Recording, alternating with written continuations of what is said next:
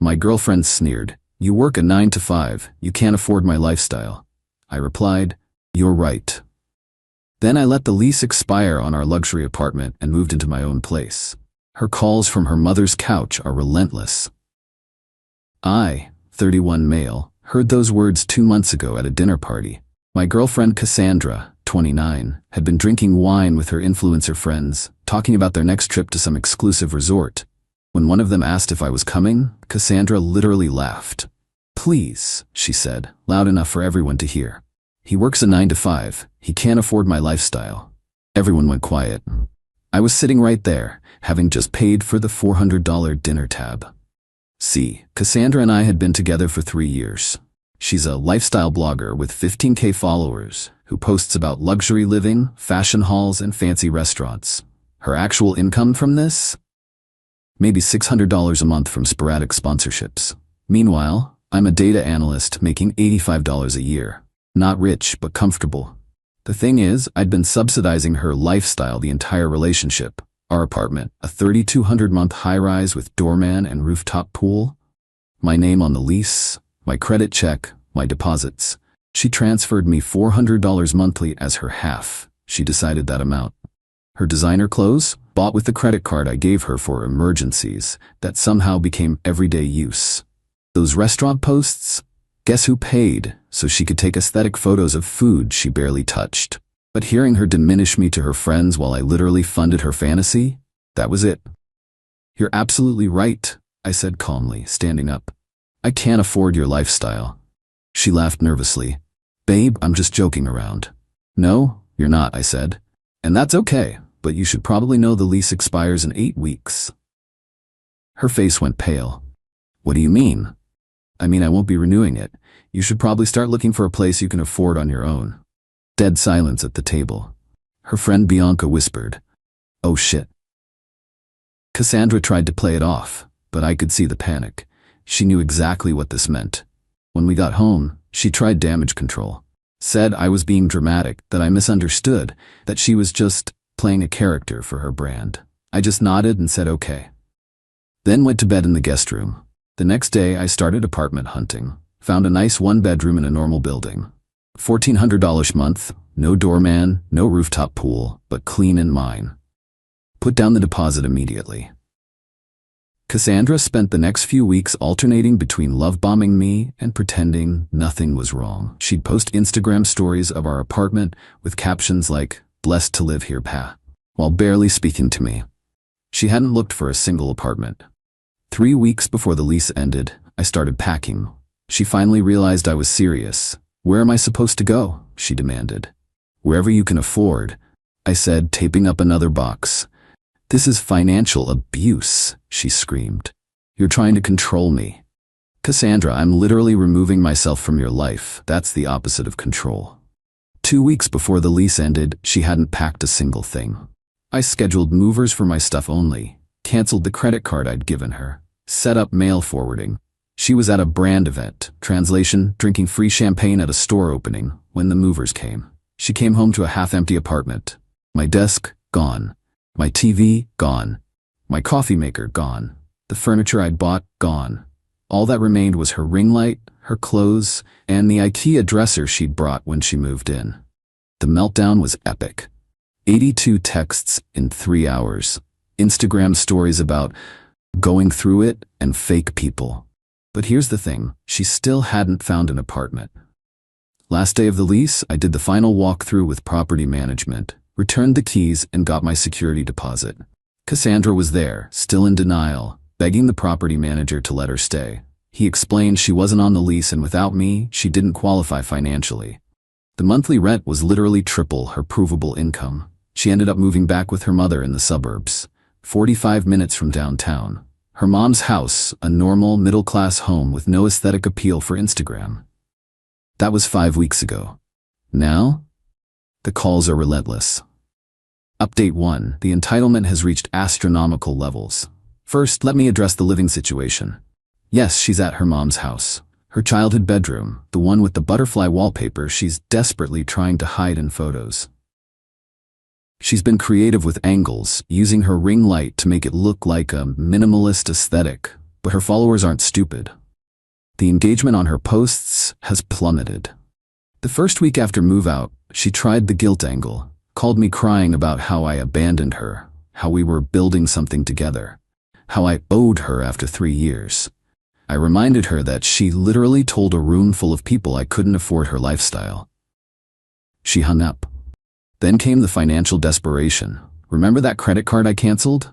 Turns out she had several subscriptions on it. Her gym membership, $200 a month for the luxury one with the spa, her beauty box subscriptions, $150 a month, her cloud storage for photos, $50 a month, Adobe Creative Suite, $60 a month, all declined. She had to cancel everything. She texted, "You're ruining my business. I need those tools." I replied, "Your business should be able to pay for its own tools." Radio silence. But the real entertainment started when she tried to maintain her lifestyle from her mom's house. She convinced some poor dude from a dating app to take her to a high-end steakhouse. Posted stories of the wine, the appetizers, the whole show. Then the guy apparently saw her get into her 2012 Honda Civic, her actual car, not the Mercedes she used to photograph with in our building's garage, and never called her again. Her mom, Gloria, called me last week. This woman had the nerve to say I was being cruel to her baby. Gloria, she's depressed, she won't eat, you destroyed her confidence. Me, Gloria, she told people I was too poor for her while I paid for everything. I just agreed with her assessment. You know that's not what she meant. What did she mean then? She was just maintaining her image. And now she can maintain it from your house. You're heartless, after everything she did for you. What exactly did she do for me? Silence. Then, she made you look good. A beautiful girl like her with someone like you. I actually laughed. Someone like me? You mean someone with a job and credit score? She hung up. Then Cassandra escalated. She started telling people I was abusive, that I'd kicked her out with no warning, that I'd stolen her belongings.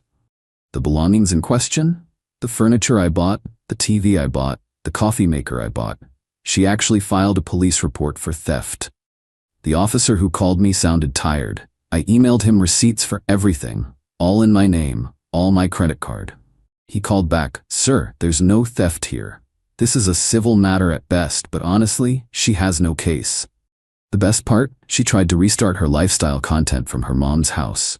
Posted a day in my life video. You could hear her mom's soap opera in the background, someone's dog barking. The suburban reality she tried so hard to escape. Comments were brutal. "Girl, what happened to the penthouse? Is that your mom's kitchen?" The fall off is real. She deleted the video within hours. Yesterday she sent me a Venmo request for $3,200. Description: "My half of last month's rent you owe me since I had to leave early." The delusion, the absolute delusion. I declined it with a note: "You never paid half the rent. Your contribution was $400. She immediately requested $400. I declined that too. Update 2. It's been 2.5 months since I told Cassandra I couldn't afford her lifestyle. The karma is so beautiful I almost feel bad. Almost. So after the Venmo incident, she went nuclear on TikTok. Made this whole series about leaving a toxic relationship and starting fresh. The problem? People have receipts. Someone found her old posts where she bragged about her investment banker boyfriend. "I work in data analysis at a bank, but okay," and how he spoils her rotten. The comments destroyed her. So toxic he paid for everything? Starting fresh at your mom's house at 29? This the same man you called too poor for you? She dirty deleted everything. But then came the masterpiece of entitlement. She created a business proposal and sent it to me.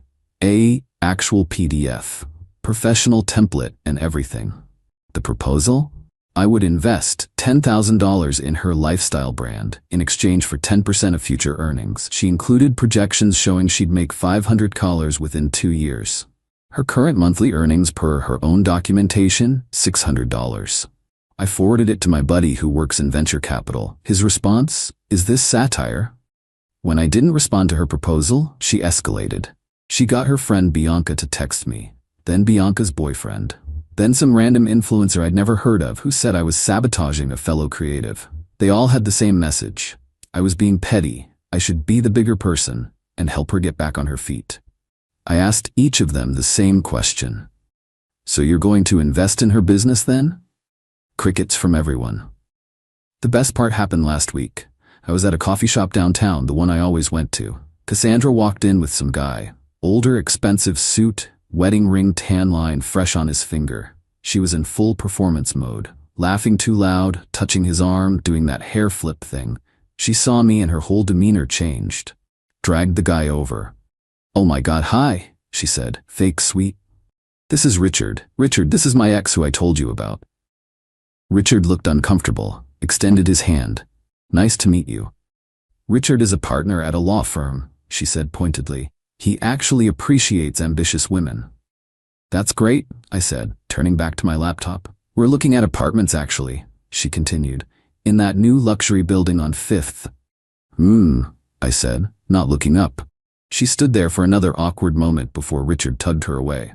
They sat across the coffee shop. I watched her perform for him, taking selfies, giggling the whole show. Richard looked at his phone the entire time, clearly texting someone. Wife probably. 20 minutes later, Richard left. Alone. Cassandra sat there for another 5 minutes, then came back over. "That was really rude," she hissed. "What was?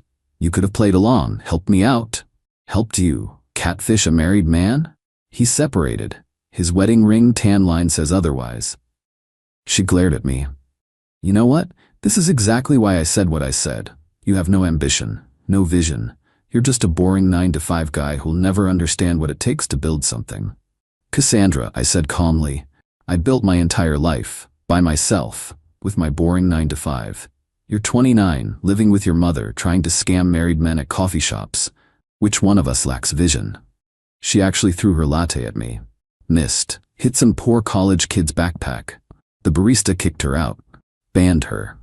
That was my favorite coffee shop, and she can't go back. Her mom called again that night, this time crying. Apparently Cassandra had a breakdown and told her family I was stalking her at coffee shops. I sent Gloria the security footage I requested from the manager. He was super cool about it. Shows Cassandra approaching me, not the other way around. Shows her throwing the drink. Gloria's response?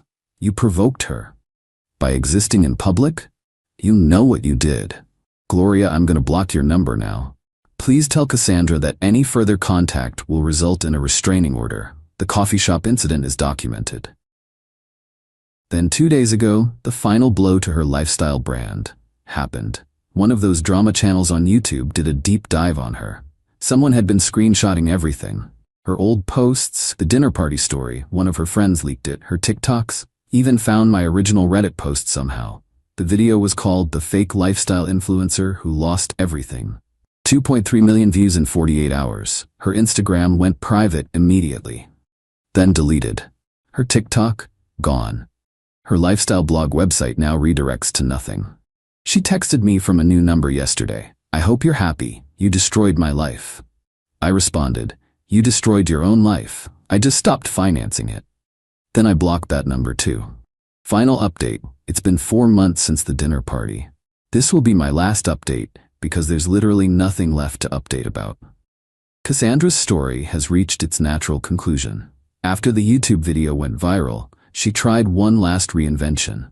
Started a new Instagram as a mental health advocate, talking about surviving narcissistic abuse and rebuilding after trauma. Posted motivational quotes over sunset photos taken in her mom's backyard. Got about 200 followers, mostly bots. But the internet doesn't forget. Someone linked the YouTube expose in her comments.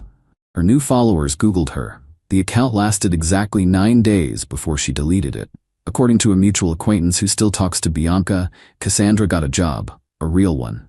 Data entry at a dental office, $18 an hour. She has to be there at 8 a.m. every day. The irony of her doing data entry while calling my data analyst job boring isn't lost on me. Apparently, she lasted 3 weeks before having a meltdown about the toxic work environment. They asked her to stop taking selfies at her desk. She's now working at a department store. In the returns section, the girl who used to post about luxury hauls now processes other people's returns 8 hours a day. Her mom, Gloria, reached out through Facebook. I'd forgotten to block her there, with one final attempt. She wanted me to know that Cassandra was getting help, and maybe we could work things out when she's better. I responded, Gloria, your daughter needs to learn that actions have consequences. I wish her well, but I will never be an option for her again. Please don't contact me. She replied, You're going to regret this when she becomes successful. I didn't respond. Blocked. The funniest part? I ran into Richard, coffee shop guy, at a networking event last week. Turns out he knows my company's legal team. We chatted briefly. He mentioned a crazy girl who wouldn't stop DMing him after one coffee date, talking about moving in together in luxury apartments. Had to block her on everything. His wife saw the messages and wasn't pleased. Dodged a bullet there, he said. You have no idea, I replied. As for me, life is peaceful. My apartment is small, but mine. I cook my own meals instead of paying for overpriced restaurants where she'd photograph food she didn't eat. I'm saving money. Actually, went on a vacation last month. Nothing fancy, just hiking and camping with friends. Posted 0 photos about it. It was perfect. Started dating someone new, Heather. She's a teacher, drives a Toyota, and insisted on splitting our first dinner bill. When I offered to pay, she said, I have a job. I can afford my own pasta. I might be falling in love. The last I heard from Cassandra was through the retail grapevine. Apparently she had to move to an even smaller room at her mom's house because Gloria converted her bedroom into a craft room, tired of her daughter's temporary stay extending indefinitely. She's sleeping in what used to be Gloria's home office. 8 feet by 10 feet. No windows. From a luxury high-rise with floor-to-ceiling windows overlooking the city to a windowless room in her mom's house. From influencer to retail returns. From he can't afford my lifestyle to would you like to apply for our store credit card? The best revenge really is just letting someone face the reality of who they are without you propping them up. Cassandra wanted a lifestyle. She got exactly what she could afford on her own. And me? The boring 9-to-5 guy? I'm doing just fine. Better than fine, actually. Turns out I could afford my lifestyle all along. Just not hers. Edit, since someone asked, yes, I kept all the documentation about the coffee shop incident and the harassment. Never needed to use it for a restraining order, but I have it if she ever tries to start anything again. Also, to the people saying I was too harsh, she literally threw a drink at me in public. That's assault. I could have pressed charges and didn't. I think I was more than fair.